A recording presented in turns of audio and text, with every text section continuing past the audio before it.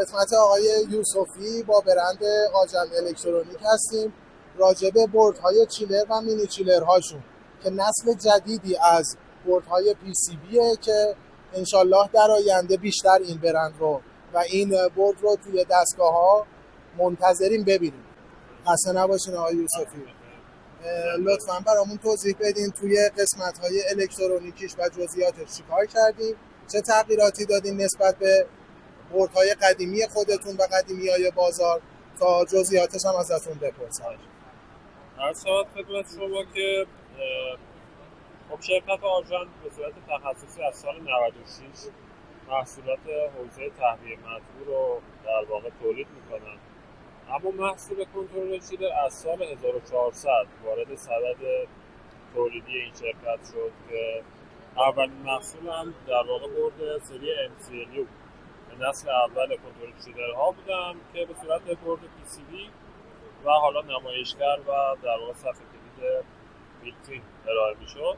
این محصول یه محصولی بود که تقریبا 2 سیکل رو به صورت کامل برای ما در واقع کنترل رو اندازی میکرد. تمام ورودی خروجی آنالوگ و دیجیتال روش سعی شده بود که در واقع پیش بینی بشه و پشتیبانی بکنه. علاوه بر این ما کنترل فاز، کنترل جریان و کنترل ولتاژ رو هم روی خود برد پیاده کرده. یعنی برق سه فاز رو مستقیما وارد پی سی بی می‌کنید. دقیقاً شما میتونستین برق سه فاز رو به محصول در واقع وارد کنید و قدیمیتون این کارو می‌کنید. بله، این محصول در واقع نسل قبل‌تر از سری AMC هست که در واقع نسل جدیدتری هست که داریم تولید می‌کنیم. بله. این محصول بودن شاید 2 سالی فروش رفت، همچنان هم فروشش رو داریم، تولیدش رو داریم و پشتیبانیش انجام میشه. ولی از این بابت که برد بود و شاید از لحاظ مقاومت در مقابل رطوبت و گرد و خاک مقدار آسیب پذیر بود، ابعاد شاید خود برد این مقدار بزرگ بود و برای تابلوهای کوچیکی که در حالا مینی چیلرها استفاده میشه مناسب نبود.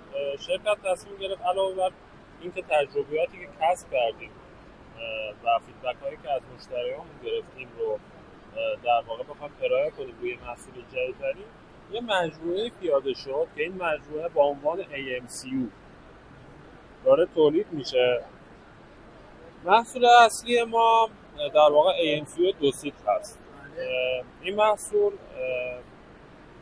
حد اکثر 2 سیکل رو به صورت کامل کنترل و راه اندازی میکنه. علاوه بر اینها شیر انبساط‌های یونیپولار رو هم به صورت داخلی قابلیت درایو و راه اندازی دارن و همچنین در حالت پایلوت ما سنسورهای دماییمون MTC هست، MTC 5 کیلو و از در واقع از سنسورهای PT1000 برای ساکشن و دیسچارج رو هم برای دقت‌های بالاتر میتونیم استفاده بکنیم. همچنین از ترانسمیترهای در واقع فشار چه از نوع استاندارد جریانی و چه از نوع ولتاژی پشتیبانی میشه. در واقع بحث ترانسمیترهای جریانی ما 4 تا 20 میلی آمپر رو داریم که یک استاندارد فنی هست و در بحث ولتاژی هم ما از ترانسمیترهای نیم تا 3.5 نیم تا 4.5 و 0 تا 5 پشتیبانی میکنیم. ورودی‌های در واقع دیجیتال، فل سویچ، های پرشر، لو پرشر، اوورکارنت کمپرسور، اوورلود کمپرسور و همچنین فیس کنترل. ما فیس کنترل رو توی این ادوات به صورت در واقع یک یونیت بیرونی در نظر گرفتیم که حالا سیگنالش فقط به سیستم میاد برای اینکه بحث حفاظتی در صورتی که قطعی فاز داشته باشیم یا در واقع ترتیب فازها نادرست باشه بتونیم از کمپرسور حفاظت بکنیم. همچنین ما خروجی آنالوگ برای در واقع راه اندازی فن‌های با دور متغیر که از در واقع درایوهای مینیاتر استفاده می‌کنن روی این محصول در واقع این پشتیبانی هم وجود داره که ما یک ولتاژ 0 تا 10 ولت متغیر برای متغیر کردن دور فن داشته باشیم. علاوه بر این محصول ما در این خانواده و این مجموعه محصول تکسیپ یا تاینی AMCU رو داریم. این محصول هم دقیقا مشابه همون محصول هست با 2 تفاوت. تفاوت اول اینه که یک سیکل رو کنترل میکنه.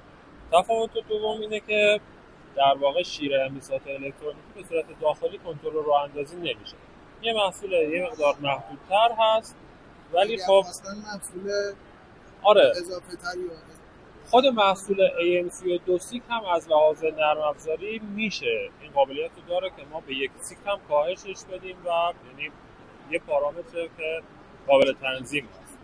ولی اگه بخوایم برای اون محصول یا محصولات مشابه انواع کنترلرهای دیگر اصلا از تولید شرکت آژانت هم نباشن، ما یک در واقع درایو راه انداز شیرمسات‌های الکترونیکی چه بایپولار باشن و یا چه یونیپولار باشن رو پیش بینی کردیم که این محصول هم در واقع میتونه کنار انواع کنترلرهای دیگه چه برند آژانت یا برندهای دیگه‌ای که موجود در بازار هست میتونه کار بکنه و به صورت در واقع مستقل بحث سوپرهیت کنترل سوپرهیت در چیلرها رو برای ما انجام میده.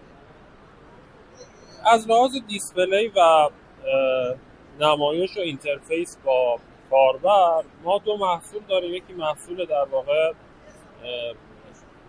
دیواریمون هست، ریموت کنترل دیواری چیلر هست که به صورت گرافیکی و GUI تقریبا خود سیکل تبریز این امکان رو میده که شما وضعیت سیستم، دماهای سیستم رو مشاهده و مانیتور بکنید. همچنین این امکان وجود داره که پارامترهای در واقع خود چیلر رو هم در سطح تعمیر، نگهداری و کاربر از طریق این دیوایس تنظیمات رو تغییر بدید یا در واقع سیستم رو بهینه بکنید. این هم یک دیسپلی دیگه هست که برای اینکه بدون اینکه در واقع به خود در واقع سیستم رجوع بکنیم وضعیت سیستم یا احیانا اگه خطایی داره رو روی همون با نگاه اول روی درب خود چیلر قابل مشاهده بشه. نکته مهمتری که تو این مجموعه هست اینه که تمام این ادوات قابلیت مدولار شدن داره. یعنی اینکه شما میتونید برای افزایش تعداد سیک مثلا به 3 سیک یکی از در واقع دیوایس های 2 سیک رو در کنار یک دیوایس تک سیک قرار بدید و به یک چیلر 3 سیک در واقع ارائه بکنید. مسئله که تو مجموعه خود ما هم یکی از سوالات هم همین بود. معمولا سیکلامون 4 مداره و با اون 2 مدار شما با مشکل مواجه میشید. حالا اگر بخوایم 2 تا اینا رو مدولار کنیم تو اون ابعاد کوچیک تابلویی که داریم، از لحاظ ابعادی آیا تغییری میشه تو این دستگاه ها تو این بوردهای پی سی بی تون که برسه به 4 تا یا نه ما حتما مجبوریم 2 تا رو مدولار کنیم؟ پیش‌بینی که فعلا در مجموعه ما وجود داره اینه که برای تعداد سیک‌های بالاتر، مثلا اون چیزی که شما عنوان می‌کنید به عنوان 4 سیک، ما قرار دادن 2 تا دیوایس 2 سیک رو پیش بینی کردیم که اینا یکیشون به عنوان مستر و دیگری به عنوان اسلیو و ارتباط در واقع مدواس عملکرد در واقع کنترلی رو انجام میدن. اما از بابت اینکه شما حالا بورد خاصی بخواهید که صرفاً مختص 4 سیک باشه، از اونجا که دانش سخت افزاری و نرم افزاری لازم ما تو شرکت داریم و تو مجموعه ما موجود هست، همچنین خط تولید هم در مجموعه خودمون قرار داره، این محصول قابلیت سفارشی سازی داره. یعنی همین دانش و همین تکنولوژی روی بوردی که حالا مثلا تو ابعاد محدودتر باشه، یک یونیت باشه و برای مثلا یک در واقع چیلر 4 مداره در نظر گرفته باشه میشه طراحی و توسعه انجام. من فکر می‌کنم تمام سوالاتمو جواب گرفتم با توضیحاتتون. خواهش خیلی ممنون، سپاسگزارم. خوشحالم که در خدمت هستم. زنده باشید. ان شاءالله که بتونیم با هم همکاری داشته باشیم. ان شاءالله.